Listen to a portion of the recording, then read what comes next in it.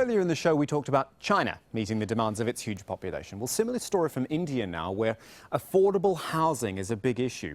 The government's trying to bring in foreign investment in the form of construction firms. But can poor communities even afford to live in the houses they'll build? KARISHMA VYAS investigates. The residents of Rangpur Pahadi are picking up the pieces of their lives. 2 weeks ago, authorities arrived at this illegally constructed city slum and bulldozed more than 300 homes.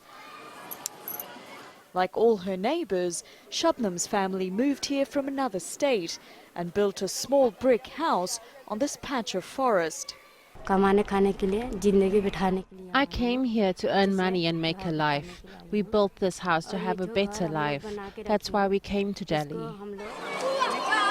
People here admit they don't own this land, but they say they cannot afford to live anywhere else. Every year, about 10 million people move to the cities looking for jobs and a better life. The problem is there are no homes for them to live in.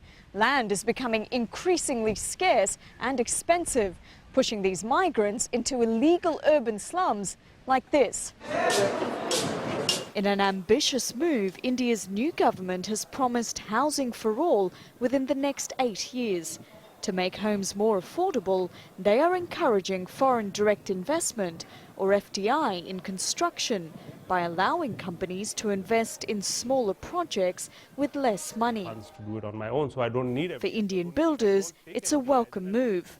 We were crying for capital for the last decade, and there were certain anomalies in the FDI rule which prevented the foreign investor to come in aggressively in smaller projects.